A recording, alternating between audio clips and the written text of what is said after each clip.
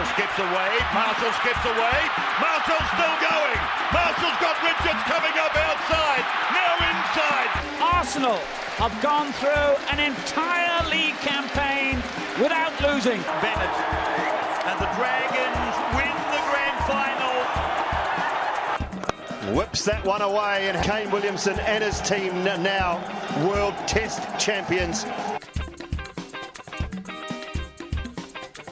Welcome back, everyone, to the TGIF podcast. Thank God it's footy.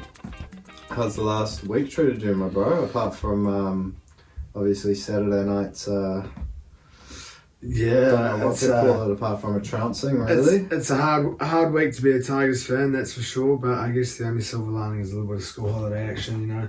Yeah. Good to be able to put the feet up for the next couple of weeks and a little bit of chill out time. Hoping to get out on the golf course at some stage. She's been pretty close for a couple of weeks. I look to get out to Waitak at some stage, but yeah, the old Waitemata closed up. Hopefully we can get out there soon. Out of action, which is a bugger. Get some drainage going. But yeah, what a wild week in terms of the NRL. It was pretty crazy. I was really hoping that the Knights were going to get in there. Two bloody disallowed tries as well. So they could have been 74. Could have managed to maybe clock up the 80, which would have been cool to see. Well done to the clock. I guess another week of 8 from 8. Yep, beating all the teams. Yeah, so not often that the clock doesn't go 8 from 8, I guess. Yeah. Now, saw a pretty cool stat. Or just a cool little thing over the weekend. Shout out to Jaden. Shout out to Jaden as well, chopping off part of his finger. Yeah. Absolutely doing himself some damage trying to catch a hedge trimmer. Shout out to Jay, but also shout out to Jay for just finding this really cool stat over the weekend. Now, I don't think it was actually him that found it. I think he might have heard it on the league. But we went out and he did a little bit of research afterwards. Now, the Doggies team, I think it was 1935. They had the biggest loss. They lost to the Dragons 93. 91-6. 91-6 was it? I think. Or 91-4. They then lost again by 90 to something the following week. So that was the two previous biggest losses in NRL history. They then went on and had the bye. So they I don't know what the points were like back in the day for the bye in 1930s, but following on from those two humongous losses, they went on and got a win. So shout out to that 1935 Doggies team. They've definitely gone down in history with a pretty gnarly month there back in the day.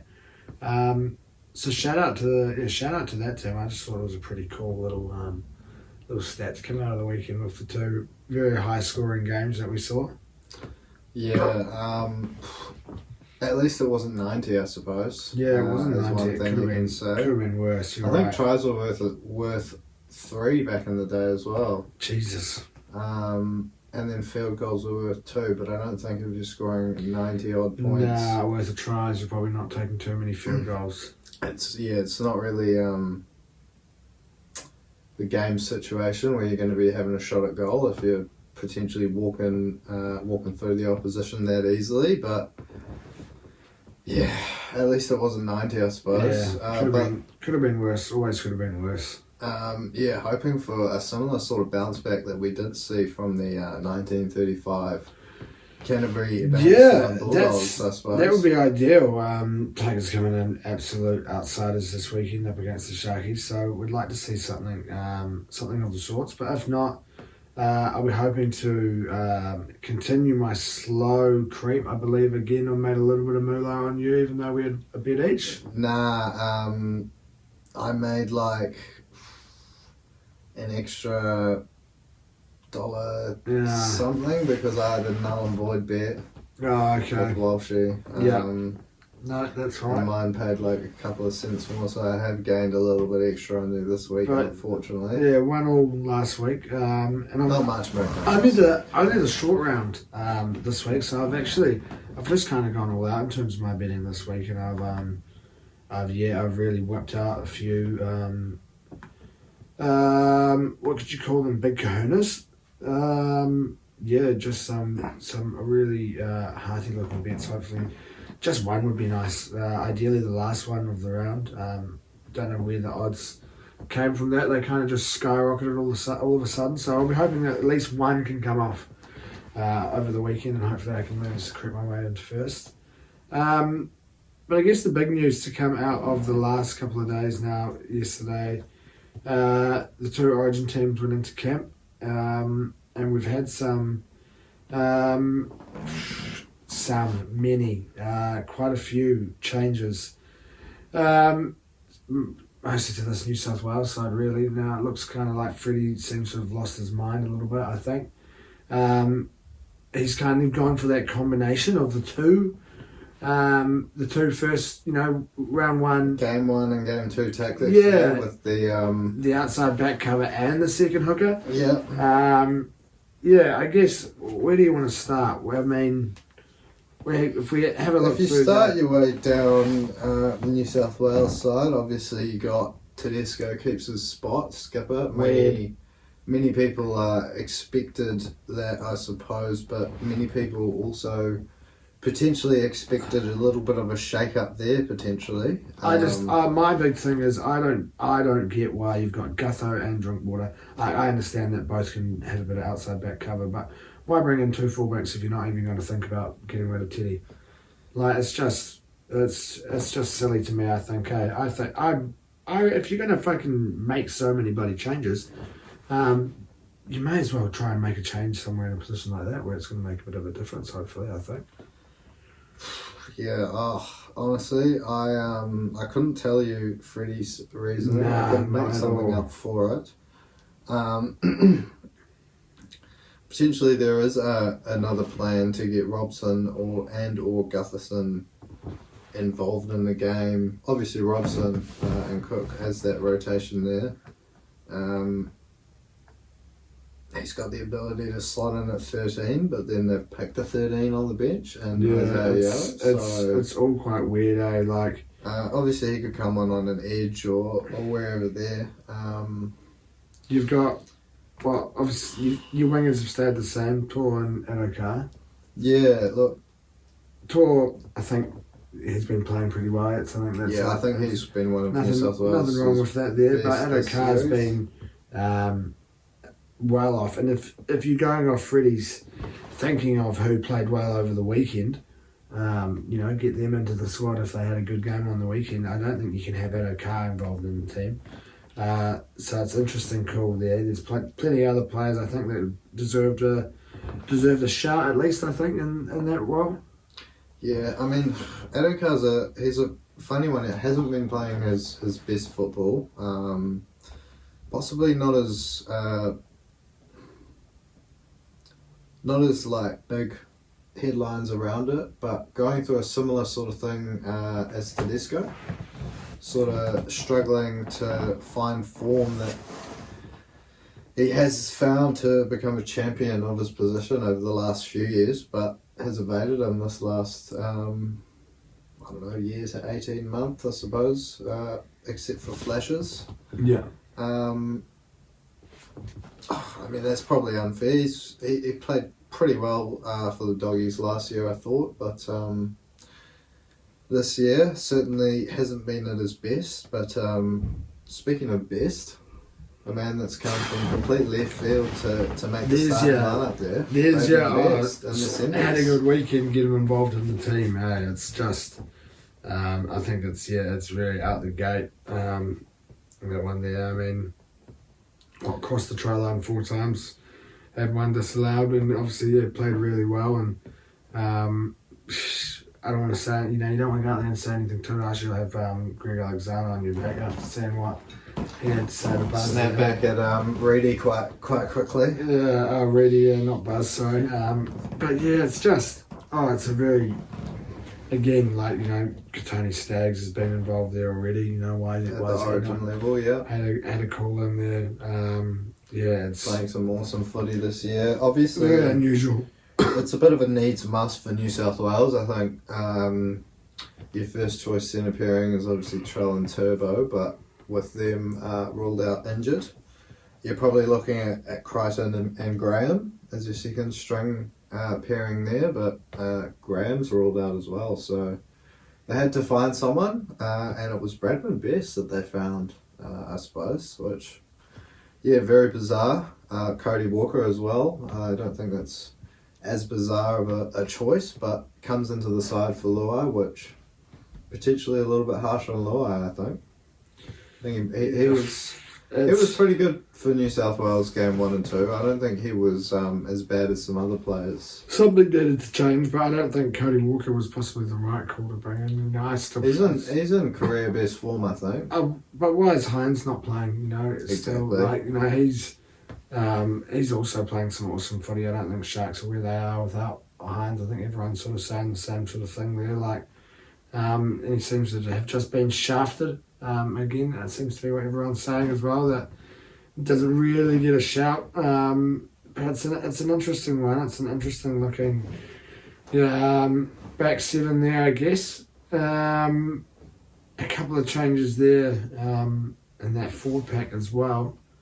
Keon comes in to start in the back row. Yeah, comes in and gets a start, which is good for him. He's been playing some good footy, but interesting to see when Olakwadu gets a look in.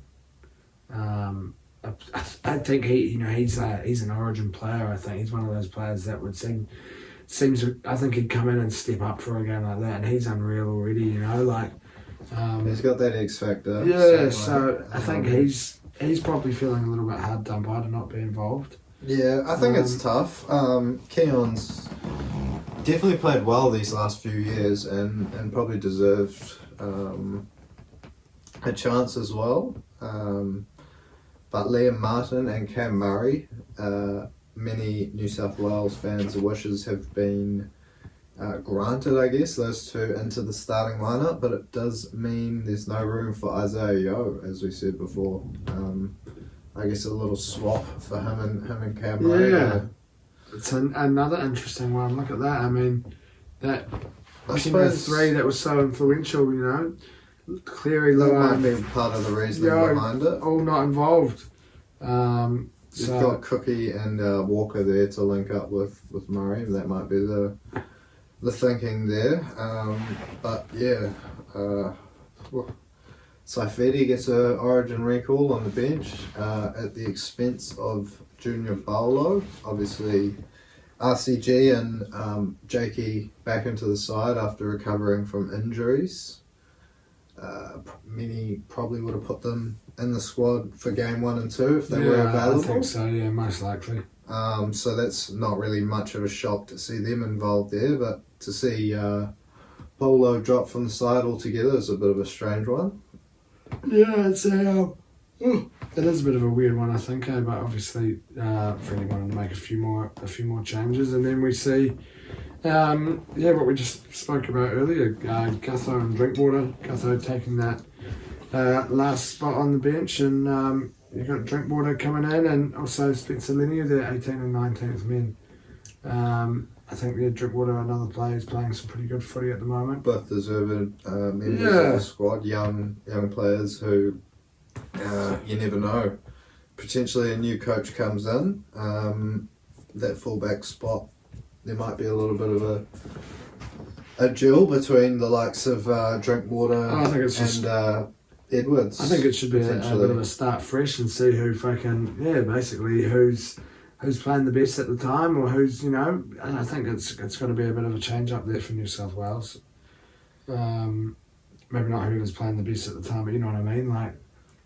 Give everyone a shot, just because someone like Teddy is the captain, I don't think it means that he should just be automatically put down. I mean, it'll be different, I guess once I think Teddy had done enough leading into this series to back him for game 1, see what he does. Game 1 obviously probably wasn't his best performance in those moments, but still got involved, nearly crossed the stripe a couple of times as well, so you probably give him that shot to redeem himself. But yeah, lots of people calling for his head after 2 poor performances. I don't think you can survive 3 unless he comes back in the form that we know he can rediscover for the Chooks there. But yeah, very bizarre one to see him struggling so much after, ever since he came through and got rid of those injury worries at the Tigers. He's been one of the best fullbacks in the game, so strange to see him struggling, but I guess it's enough for the Blues side for now. We'll have a little look at Queensland, and not as many changes, obviously. You don't change a winning formula. I guess that makes sense. The team that loses has the more changes. Look, a couple of them just forced through injury and suspension, really. Yeah, Reece Walsh out, so you see Brimson coming in. So I think everyone will be excited to see what he can do there for Queensland come next Wednesday. Yep, obviously after Ponga had ruled himself out, reportedly. I hadn't seen that. Oh, he's once, after game one, yeah, maybe even before game one, he called Billy and said, no, I just want to focus on staying fit for Newcastle this year. Maybe I had seen that actually, if that was maybe it was after game one. And then, so that might be one of the reasons there, but AJ definitely, he's been there before for Queensland, 2020. I think he played in that. Yeah, he's been involved before, yeah. But yeah, deserved a shot, and obviously a man they couldn't find room for back in the side, fresh off a hat-trick on the weekend. Selwyn Cobbo still can't get back in over Xavier Coates there on the,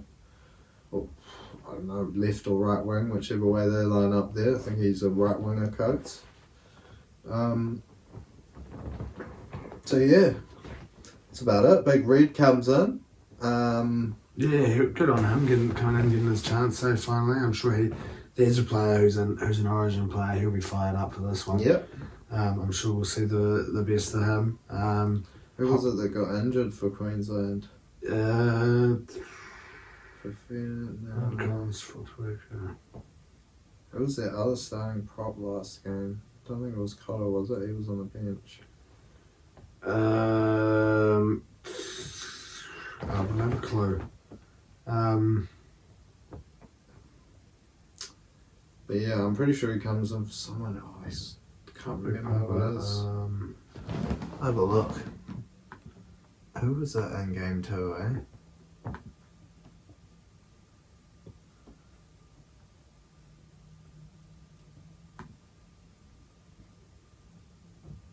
Flegler, is he in? Yeah, he's injured, isn't he? So obviously he comes in there for Flegler and Jermaine Hopgood. Yeah, another player in some pretty good form. So another player who gets a little deserved call up, a little involvement in the squad there. So shout out to him. Shout out to all those lads out there on debut next week. Now we will take a little look at this team of the week. Now it's a very big influence from a couple of teams, I guess. And this one here, hard not to go past a few players in this one. Now starting off in the fullback jersey, we have got Sooty Drinkwater. Yep. Absolutely killed us there on the weekend. Front and centre of the Cowboys' 74-point effort. Yeah, so shout out to him and breaking a record there for the Cowboys, and also getting into that team of the week. Joined there in the back three by Selwyn Cobbo, the man you just spoke about, scoring a hat-trick on the weekend, and the other wing there, Alex Johnston, who had another really good performance there on the weekend. Couple of tries to move into third outright, I think it was, ahead of... So his first try took him equal and then third outright. Yeah, was that Menzies, or was he already ahead of Menzies? I think he might have already been ahead of Menzies. Maybe it was Menzies he overtook, but still Billy and Ken Irvine to chase down. Yeah, I think it must have been Beaver, I think. Beaver. Yeah. So well done to him. There's a few points scored there. What's that? 50 points scored in your back three. Drinkwater gets 30 in the end, I think it was 30. I No, believe. Holmes. It was Holmes that broke the record and got 30. Yeah. That's right, it wasn't Drinkwater. Holmes kicks goals. There you go. Speaking of Holmes, so Jesus Christ, there's plenty of points there in that back line there this weekend. Holmes and Best, your two centres. So if that's 30 points there for Holmes and 12 points there for Bradman Best, 42. You've got Drinkwater would have. What did we say last week? Holmes was coming in off like a 30 or 40 point, or maybe it was a couple of weeks ago after Origin. Anyway, he's fucking pretty much scored 100 points in the last month. Val Holmes there, and then Bradman Best. 4 tries, 1 disallowed, makes 3. Yep, 4 minus 1. 4 minus 1, that's 3 quick maths. I did have a little stumble there. There's Big Shaq, may say. That is, shout out Big Shaq. But yes, haven't heard from him in a while. We haven't heard from Big Shaq. I think he's more into the comedy these days. I don't know if he's really getting those radio sets like he used to be. He's probably a little bit too big for that, maybe. Maybe I was going to say too hot. Maybe not hot enough. Yeah, man's not hot. Man's not hot at all. But there's your back five. Now, your halves pairing, 2 blokes instrumental in those, and two of the 3 huge wins that we had over the weekend, Tommy Dearden and Nico Hines. Yep. Both had pretty instrumental roles there. And 2 pretty huge performances. Obviously, the Cowboys went a little bit bigger than the Sharkies there, but still nothing on the small side. But yeah, we'll have to have a little look. That's quite a lot of points there in that back 7 there. I want to guess, top of my head, I'm going to say 74, maybe. Yeah, we'll see how the math checks out. 74, 72. 72. We'll see how Final the math answer. checks out. That's a good looking back line, and joined by a pretty solid looking forward pack now. Joseph Topany and Payne Haas in your propping roles. Payne Haas back into the side. Fairly expected, I think, there, that one from Payne. The odd set and forget, get him back involved in your team. And slotting in between your 2 big boys, Phoenix Crossland. I believe that might be his first appearance in the Team of the Week this year. Yep, quite possibly. He scored himself a couple of meaties in that demolition of the doggies there. So shout out to Phoenix. Cool name as well, I suppose. Phoenix. Not too many Phoenixes out there. I had Phoenix in my class that I taught. And not too many Phoenixes out there, I guess when I think of Phoenix, I kind of think of Ho-Oh from Pokemon. I think of Harry Potter and the Order of the Phoenix. Not really a pothead, eh? I'd say not much of a pothead. Not really into my Harry Potter.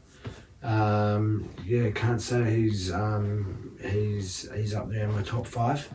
I think I've probably only seen a couple of them. I don't even think I ever got to that one, Order of the Phoenix. I think I probably stopped about. She's a long one. What's your third one? Prisoner of Azkaban. The next one, the Goblet. Goblet of Might have got to Fire. the Goblet of Fire. Don't know if I've read that far. I think I've definitely read the first one. A little bit of Chamber of Secrets on the old Game Boy. Back in the day, Chamber of Secrets probably would be my go-to. I think that's the one I've got the most affiliation with. But yeah, a little bit off topic there, I guess. The old Phoenix diversion. Now, back into that Team of the Week. We've got a back 3 to get into. Jeremiah Nanai makes his way into that team. He absolutely destroyed us on the edge there on Saturday. Makes his way into that team and joined by your double barrel that you got to get into your team each week. You know, to have a chance. To have a chance at winning in the finals, you've got to have your double barrel. So Big Nas Asafa Solomona, he has made his way into the team again for this week. Yep. Bit of a controversial one. I don't believe we have any Penrith players in the side, even though they went down there and handed Melbourne their biggest loss in Melbourne for a while. I did have Isaac Tungo pretty much penciled into the side there before those two demolitions.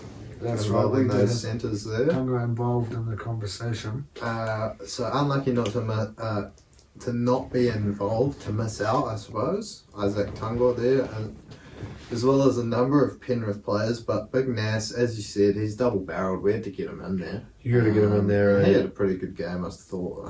Again, you chuck him out on the edge. You can have a loser in your team. He's very dangerous. If it's someone like Big Nels, I'm sure he's, although they may have lost, someone like Big Nels in your team is it's definitely not going to do you any damage, that's for sure. And rounding out that 13 there, a man who had received some. This is probably up there. The top two pieces of news this week, I'd say, receiving that Origin call up and receiving that TGIF Team of the Week call up. Corey Horsburgh, Big Red, takes the locking role there, and polishes off a pretty good looking Team of the Week there, I must say. Yep. Lots of points involved. We will have a little look. 72 points as my guesstimate. We shall see how close we are. I'm gonna predict them off by 6. Okay. So I'm kind of thinking it's actually 66. So it could be either. Yeah, overshooting it maybe. I might be overshooting. You're thinking it's closer to the Cowboys, when in reality it's more like the Newcastle Knights. It's probably more like the Knights than the Cowboys. I'm thinking, yeah, you're right. Yeah. But that's probably it there for what has been. Now, what is to come the following week? A short week, a 5-game week. Now, we need to have a little look. I don't want to get into this not knowing my days now. I'm guessing we're going in with a bit of a Freaky Friday, just the one. No, Thursday night footy. I said after that Eels game, I don't want to play Thursday night footy anymore. Get it out of here. So Thursday night, what have we got? Thursday, Friday, Saturday, doubleheader, Sunday. Alrighty. Oh, I hate it. I said, 4 weeks ago, get us out of Thursday night footy. I don't know the last time we played a Thursday night footy game of footy, and we go out there and we get decked. Now we're coming off this absolutely huge walloping. I don't really think there's too much to say about this game here, really. I mean, we don't want to be too negative here. Yeah, everyone's seen enough.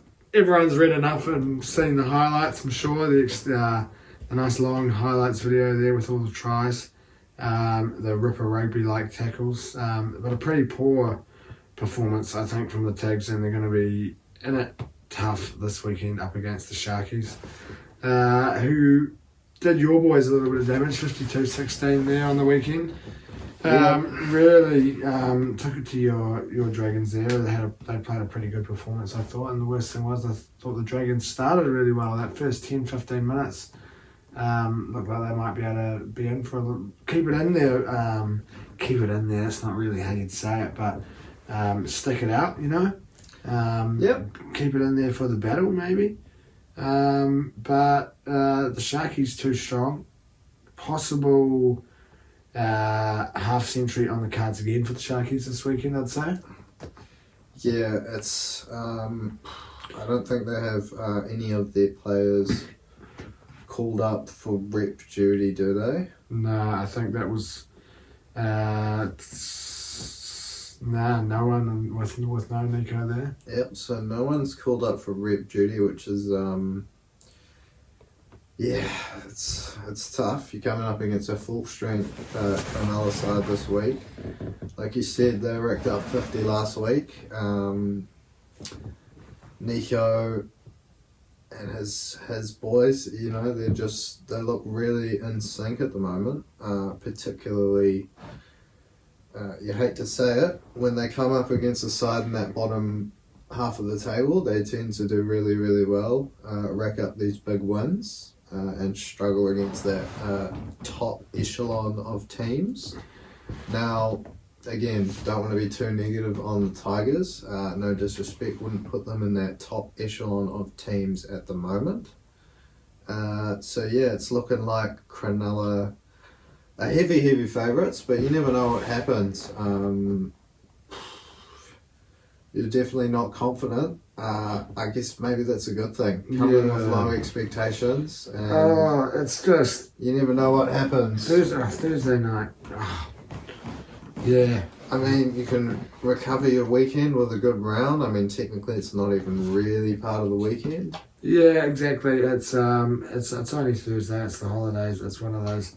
I put a bet on what I think it was maybe 9 weeks ago, and I kind of forgot to do it at the start of the season, but I put a bet on 9 weeks ago that the Tigers were going to make the 8. After the weekend, I decided it was time to officially cash out, and I managed to take away my 9 cents. Now that is me, I think, kind of, you know, waving the white flag. I think it's done and dusted. I think the battle for the spoon is now on between the two of us. So there is still plenty to play for, but it is also kind of like done and, you know, we're done and dusted, you know. We spoke about that last week, off the back of West's having a bye and the Dragons copping a big loss. We swapped, and now we've swapped back, I believe. Yeah, so we are back. I think there is going to be a lot of swapping to do between us two, and you throw in the doggies as well. Little 3-horse race. Considering their 3-pronged attack, yeah. Position.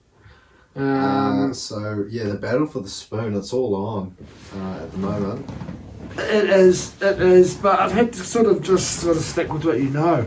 Now this week I haven't changed off it since he's come into that team and had that awesome debut, Jureen Buller. So I've just stuck with it. Tigers 1-12 into Jureen Buller to score anytime, 24-84. If you do want to get in a little bit of value, the Tigers are what, 9.25 just to get a win. So you know, chuck $5 on that. You know, we've seen stranger things have happened. I'm sure, maybe. Yeah, you never know. Nico might pull up lame in the warm up. Something. Benji might chuck his boots on and jump on there in 14. Dust the old boots off potentially. Yeah, we never know. But look.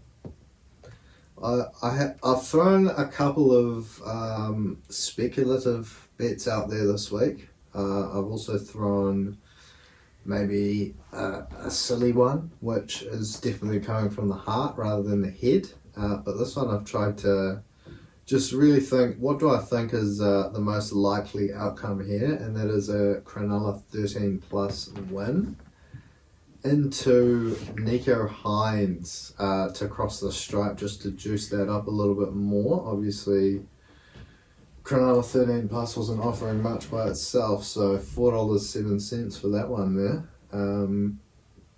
Nico scored last week. I can see it being a pretty similar game for Cronulla if things go well for them. Yeah, I think it's a smart way to go. I think this week it's a smart way to go.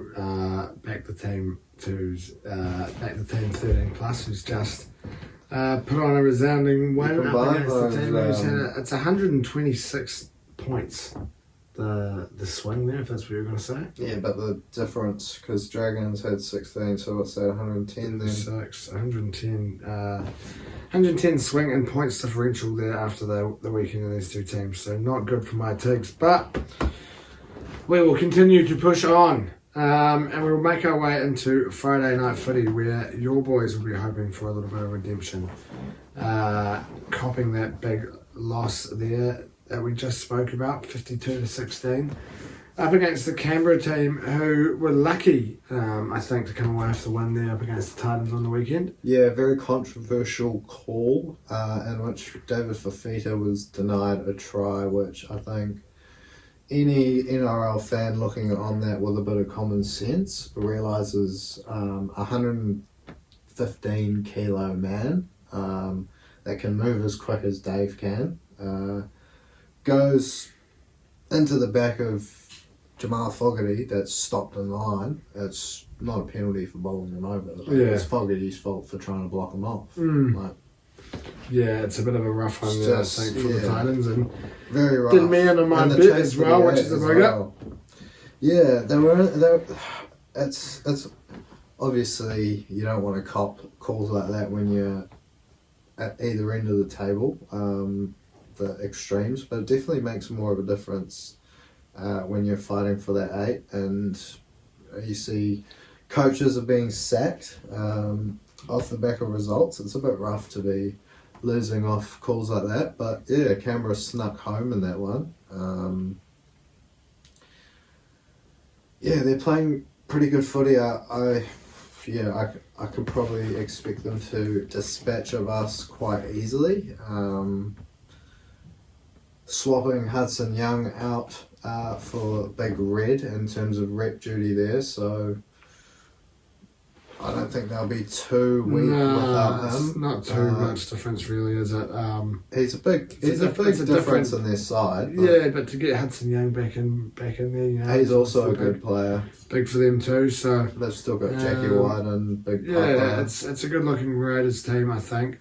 So you are going to be in for a tough ask, I think, there come Friday night. Friday night, I think it could be quite big there for the Raiders. Particularly the fact we are without Ben Hunt. It doesn't help. It doesn't help with the Dragons at all. I guess that's the only plus there for the Tigers, that we've got no one involved this time around. Not that we really had too many people there, and obviously Brooksy injured. But no Ben Hunt for your Dragons. It is going to make it tough, and it is, I guess, partly the reason why I've opted for a big Raiders win here, a 13 plus win for the Raiders, and a try to Tapani, $8.13. I'll be happy. I'll be stoked with the bet. Never nice watching either of our two teams lose, but as it expected, possibly. And I think too often I've probably jumped on ahead of a little bit of value like that on the Dragons there with you, and been played a fool. So it's time to make my end of season charge up this accountability leaderboard. So I think the only way, we kind of both throw a bet there, I feel, the only to start off the week. Exactly. The only way to do that is to be betting smart with your head. Because I really don't think it's about value. It's just about landing bets at this stage. All it takes is someone to get 3 bets in a weekend and be ahead and not be unassailable for the rest of the season. Maybe that's the plan. Maybe we just got to start picking who wins the games rather than chucking all this bullshit in there. But I've gone for a 13 plus into a Tapani try, 13. Still not as much value as your Dragons 13 plus there, bringing you in $10.50. Yeah, $10.50. Like you said, we've thrown a bet each to start off the round, but we've also got one that we've probably put a little bit more thought in behind rather than sentiment, I suppose. But I guess on to Saturday for a couple of games. Starting off the first game, Parramatta take on the Warriors at home. Parramatta fresh off their bye last week, but you watch out for that bye. Those Tigers coming in off that bye, we thought they were going to be fresh, and we saw what happened to them. So I think the Eels probably need to watch out, see what can happen coming in off the bye at the moment. They'll be missing their skipper, Gutho, as well. He's been tasked with sitting on the bench for New South Wales. Moses as well. Both missing for this one. So we'll probably be a little bit harder there. Who have they got named 6 and 7? Is it a Dejan Arce, Ryan Madison combo again? Yep. It sure is. But they did the job last time around, I believe, didn't they? They got the win. They must have, because they've been in good. They were 5-0 They must still be 5-0, I think, if they had the bye. Did they play someone else that was like Origin affected? Where are we? 4-0 with the bye, yeah. So they obviously did the job last time around, Radisson and Arcee. It's an interesting little halves pairing there, but up against that Warriors team who didn't put in a typical, well, maybe not typical, but a performance that we've seen from the Warriors in the wet this year. And that very rainy conditions there on Friday night up against the Bunnies. I think a lot of Warriors fans probably feel a little bit hard done by, as they always do in terms of some refereeing decisions. But I do also, you go back to that game J2 2008 up against who wasn't Marist. Yeah. Where Richie Church has been whipping out high tackles all game. 3 or 4 high tackles. Then you whip out one. I was on the bench while he got warned by the ref, got subbed on. High tackle. One tackle like here, not even we didn't know how to tackle, so there's a high chance it may have slid up into the chin, you never know. Yeah, I mean, I maintain my innocence all these years later. But boom, sin binned. Now, it's the same thing in the NRL. When you're playing in a game like that and you may be getting hard done by, you may have some tackles that you feel, could have gone more your way. And if you're all getting up in the ref's face saying, "Oh, watch for these high tackles, and then a couple of minutes later you go out and do the same thing, you're kind of asking for it, I think. So you're biting yourself in the ass. Yeah, it's it is a little bit rough for the Warriors, but I still don't think one challenge like that changes the game. I think the Warriors just weren't on their form that they had been. I think they've been playing some awesome footy, and I think it was just a bit of an off day. I don't think it's going to affect their season too much. Yeah, it was an off day for the Warriors. Like, I don't think they're not Brisbane or Penrith just yet. No.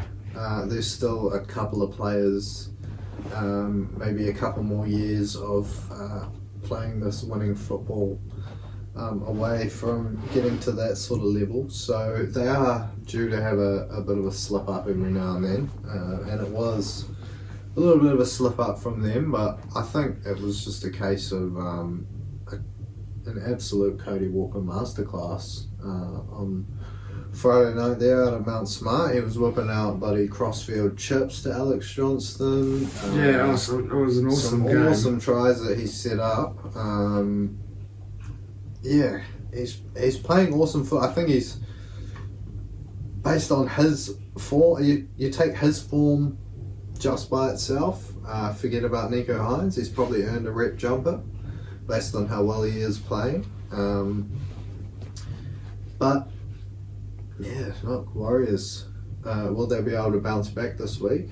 I think it'll be a slightly easier task coming up against the Parramatta side, missing the likes of Moses, Gutherson as well. Obviously Brown's been out the last few weeks.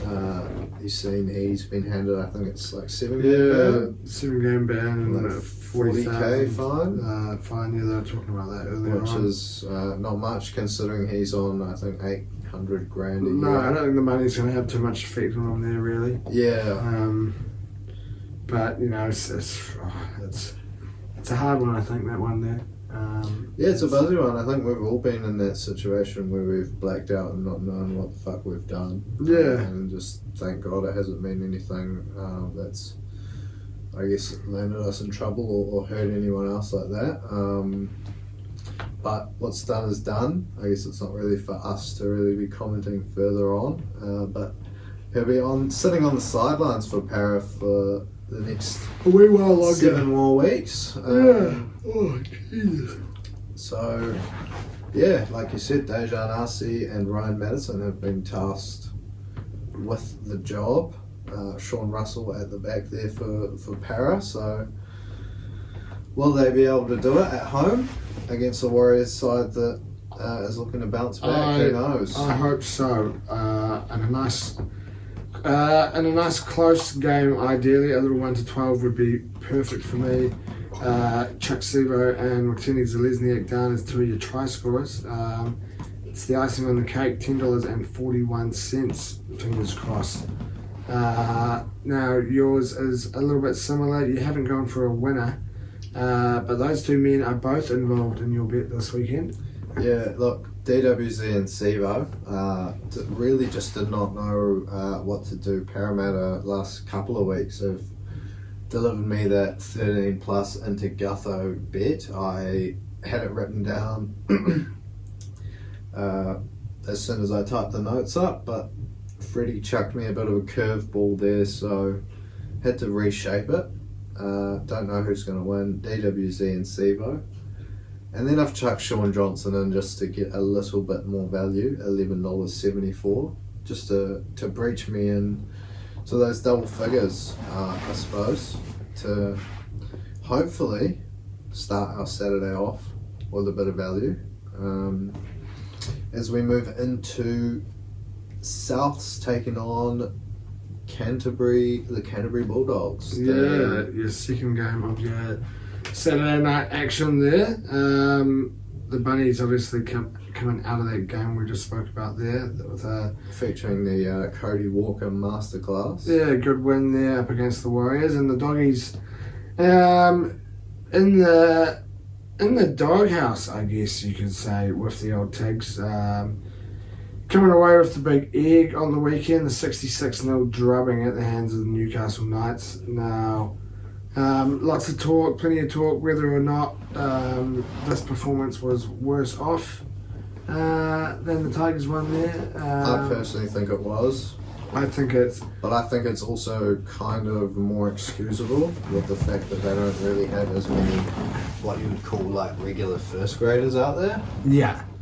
But yeah, I think personally you look at it, no disrespect to Newcastle, but North Queensland, particularly at home, not saying they could do that to anyone, but they could beat anyone, whereas obviously Newcastle play as well as they did, they could give anyone a crack.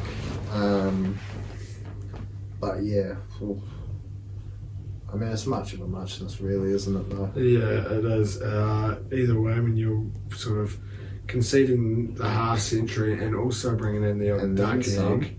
Yeah, it's not the flashes of performances for you. Now, they're going to have their work cut out for them here, I think, in this one up against the Bunnies.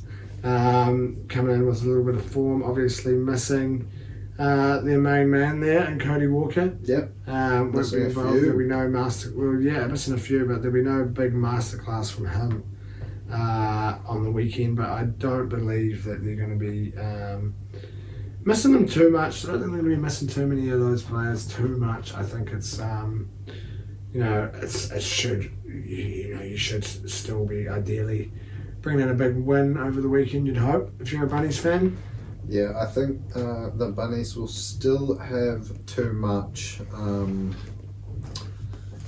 their squad compared to the Doggies, even though they are missing a few superstars, Damien Cook, Cam Murray, Keon, Campbell Graham's out injured this week, Cody Walker you mentioned.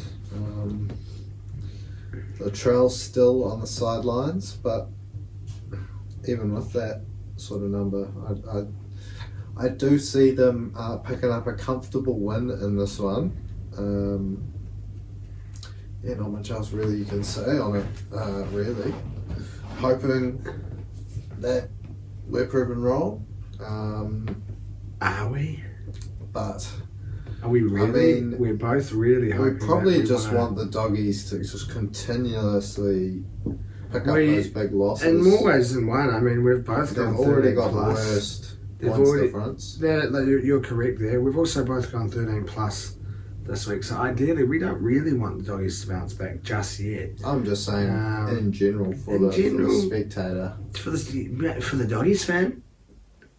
For a Doggies fan wants a Doggies 13 plus. They want a Doggies 13 plus, yeah, they want a little bounce back, that's for sure. But do all fans really want the Doggies or do we want to see, when I say we, I'm talking as a general collective, but do we want to see maybe a Doggies spoon, maybe this time around? I think maybe rather than the Tigers, maybe people might be opting for a Dragon spoon, but wouldn't we rather see a doggy spoon?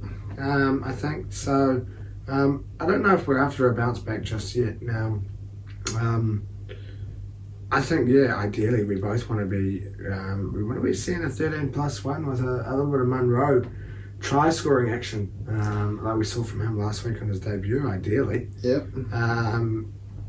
Michael Cheekham. He scored a try. I saw a post on Instagram. He scored a try on debut in every grade through from like under 17s, under 19s, under 21s, reserve grade, What a strike and first rate. grade. 5 grades. I wonder what it's about. Not when he was younger. We don't records don't go back that I far. don't know. He might not have. They might not have like under 15s bunnies teams. But what about like just your local team debuts? Maybe we have to. You'd have to reach out. I'd say a guy that's coming in and scoring tries in his NRL debut. Probably scored a fair few Probably tries. wrapped up in the Local footy. Local coming through the grades sort of footy, but you never know. There's always a few late risers. Yeah, you do. You always get a few late risers. You're right. But we'll be hoping that he crosses the line, and Chuck and Cheekham there for me, and AJ for you. Now, obviously AJ, bit of a shoe-in when it comes to crossing the line. Michael Cheekham, not so much, and by chucking him into my bet, it has sort of skyrocketed it a little bit there. $18.29 compared to your $5.89.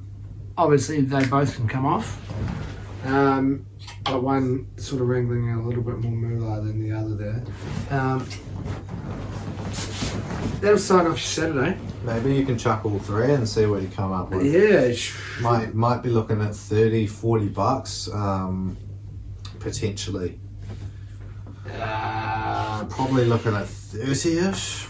AJ is like probably a tick under $2 to score most weeks.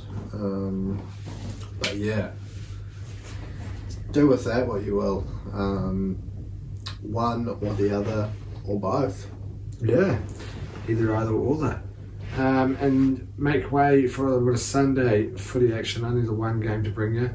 And it is another Queensland derby. Gold Coast Titans up against the Dolphins. Now, the Titans, they're coming off the back of that loss that we spoke about there earlier to the Raiders. 26-22, and the Dolphins losing last week's Queensland derby up against the Broncos there, 24 points to 16. Another Queensland derby, we'd had a little bit of a hiatus of them for a wee while, and they're back in full force now, back in full swing.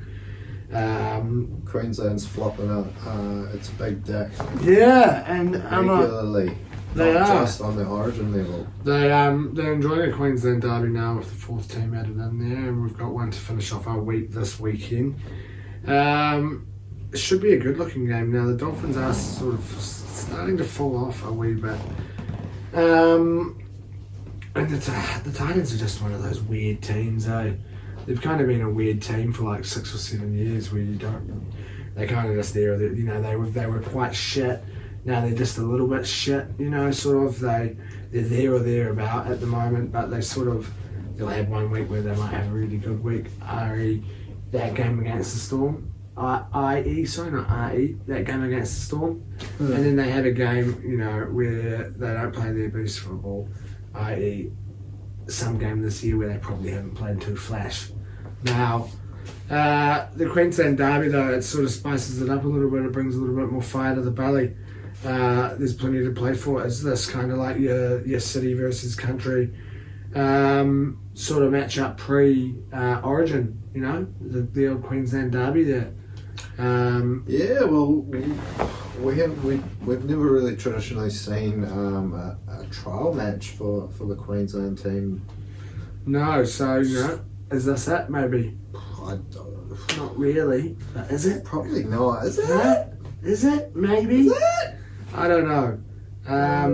Who knows? We'll have to wait and see, I guess, on that one there. Now, don't know too many people that would recognise it as such, but maybe we can we can make the case. Who knows? We'll have to wait and see. It See should what be. Sunday turns out. See, I'm hoping there's a few try scores involved now. This is where I've managed to get a bit of value in this week. I've got in 4, and just somehow along the way it's just skyrocketed up to the old triple figures. Cam Pereira, Valence Tafada, Jaden Campbell, and Tessie New to cross the line.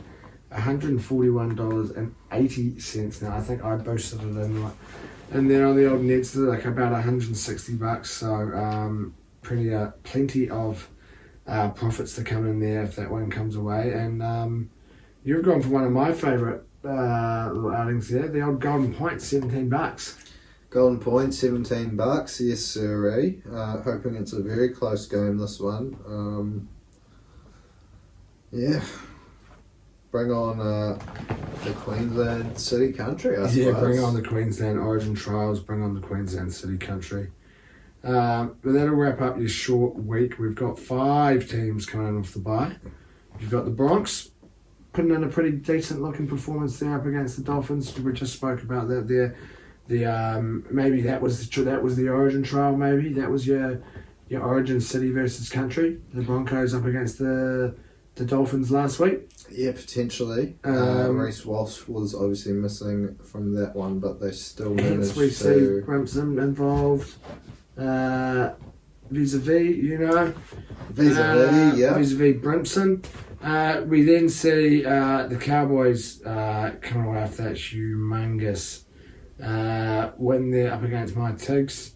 The Knights, the Knights and the Cowboys both getting to put their feet up this week after huge wins. The Knights there, we've already spoke about them, a huge performance, get to put the feet up, get to have a rest. As do Penrith, the Panthers. Poor Christian Welch, obviously they're coming out of the back of this one there, the Storm. How'd they lose that one? Obviously had lots to say. Yep. And Pichenko, get out there. Turn them in. Get the job done. So shout out to Pichenko, shout out to Penrith. Put your feet up, lads. Have another break. And the same goes to Manly, who put in a nice... we're also missing someone in there as well. 1, 2, 3, 4, 5. 1, 2, 3, 4, 5, 6, 7. Oh yeah, not 5 teams. 7 teams. I didn't read it properly.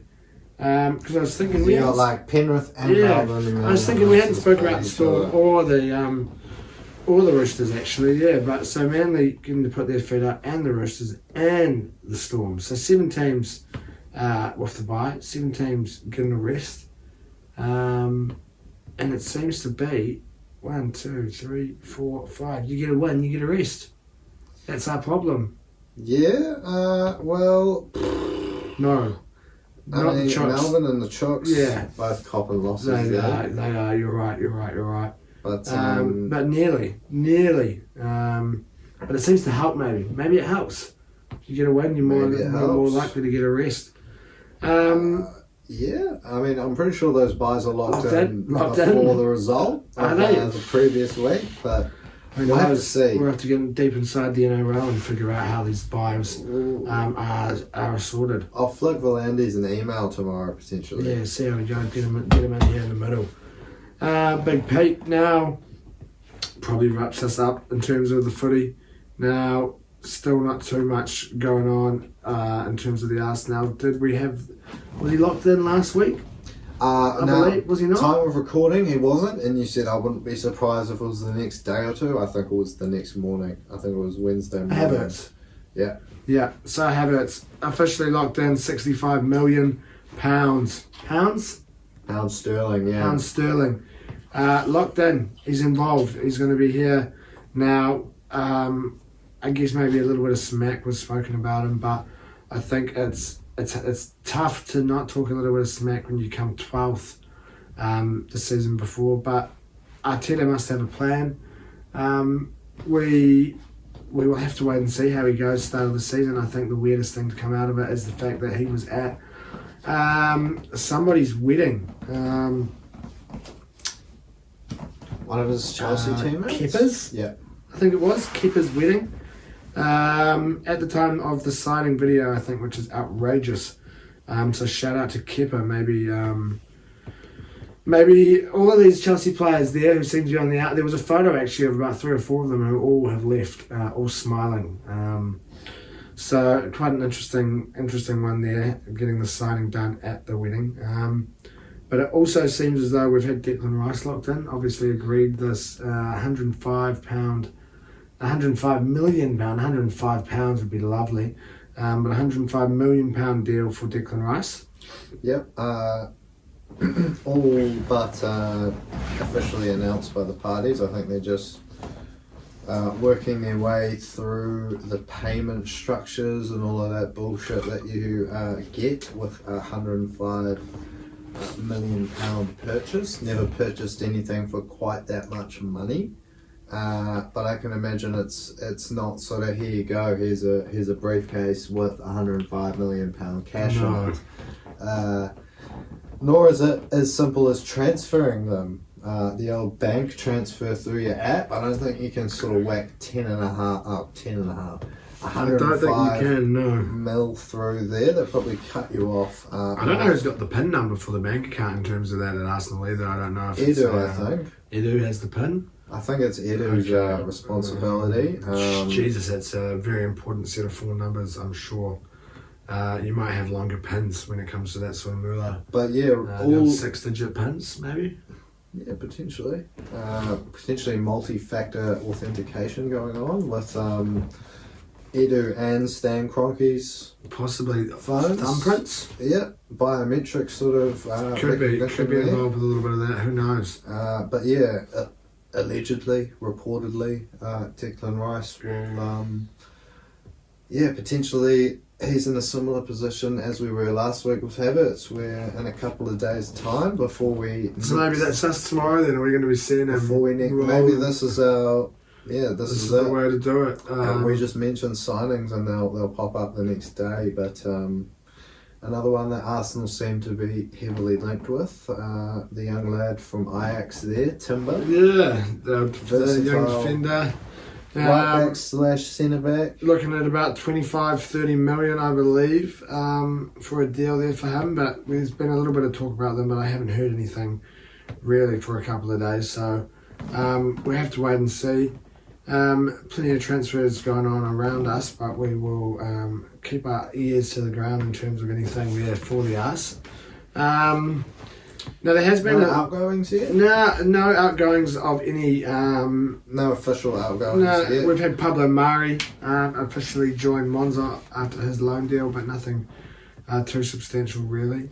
I like the way a lot of people have been saying years gone by, the way Arsenal have done it is you see 3 or 4 people leave and then they start making purchases, whereas last couple of years we've just gone out there, bought who we need before pre-season, and then worry about balancing the squad back out later, which I like it.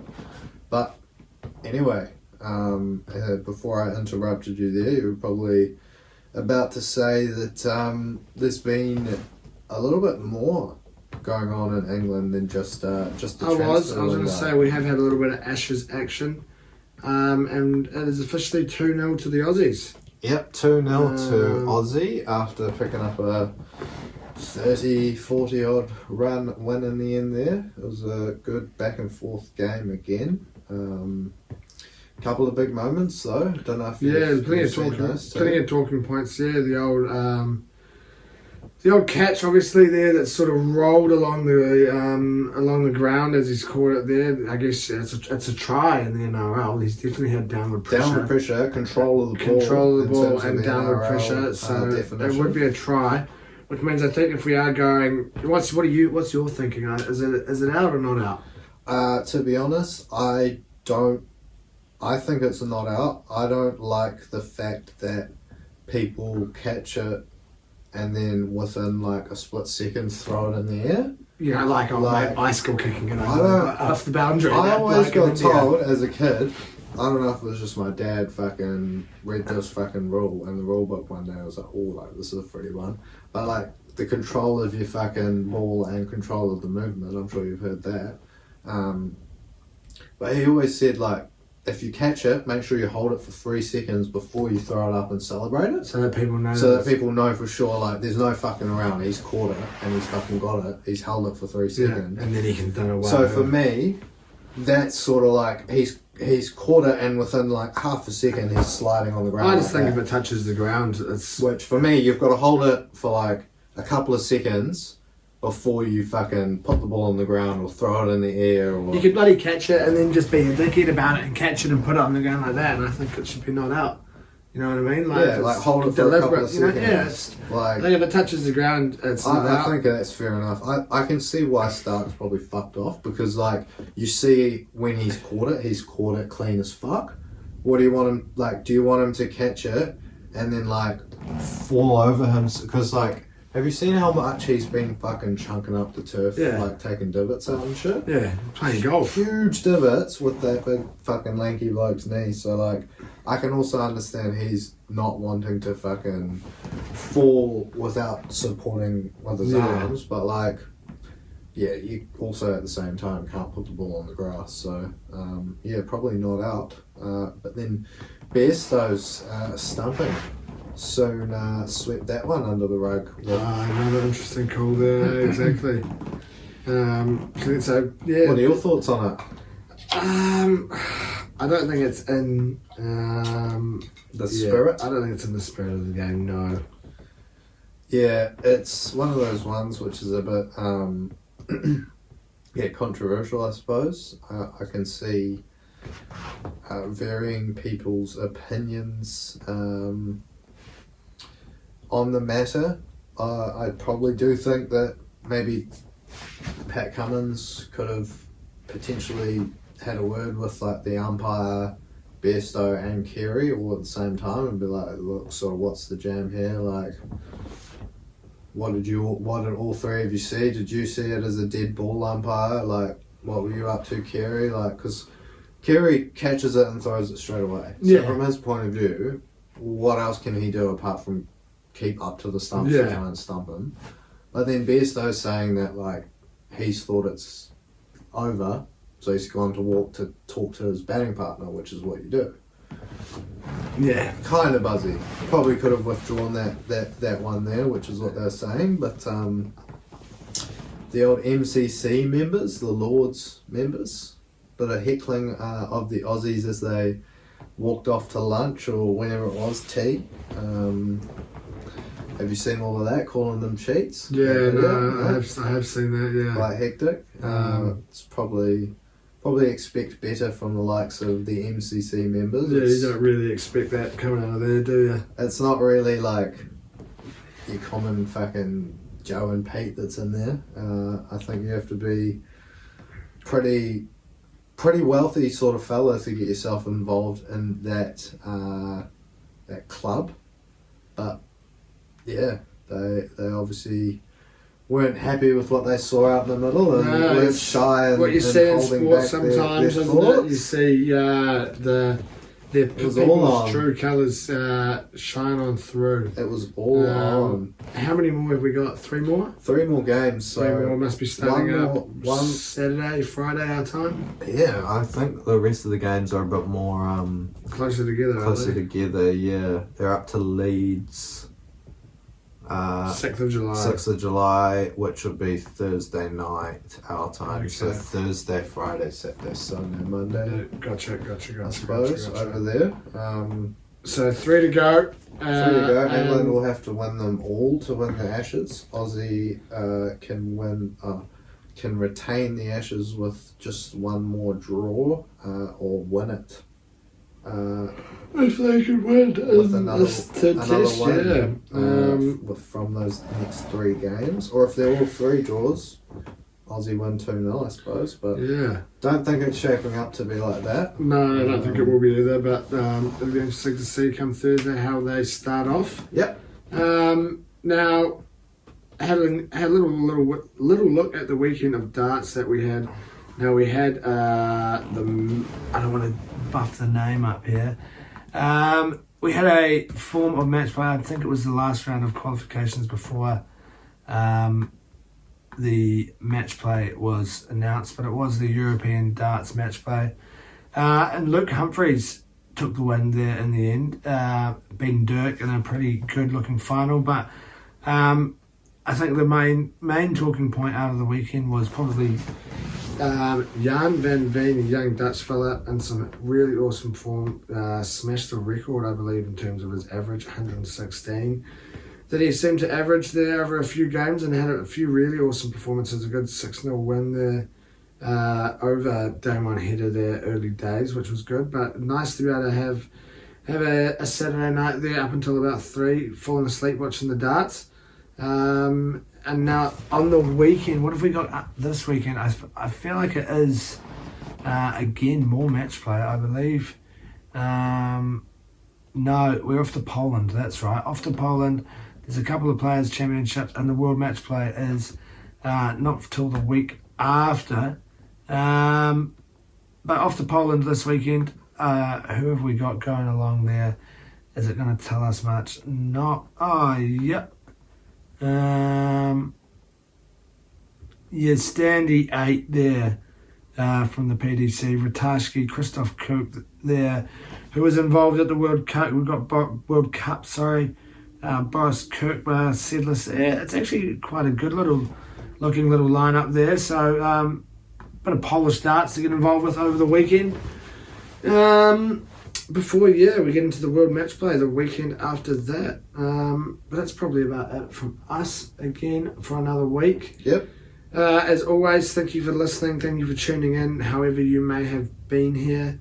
Remember to give us a like, a comment, a 5-star, a subscribe. Give us all your props as you can on your socials out there. Enjoy the week ahead. If you're a teacher like me, enjoy your next couple of weeks of school holidays. Oh yeah. Put your feet up, have a rest. Enjoy your sport, enjoy everything that you get up to in the next little wee while before we see you again. And if you're having a punt, remember to do so responsibly. 100%, couldn't have said it better myself. Marshall skips away, Marshall's still going, Marshall's got Richards coming up outside, now inside. Arsenal have gone through an entire league campaign without losing. Bennett and the Dragons win the grand final. Whips that one away, and Kane Williamson and his team now world test champions.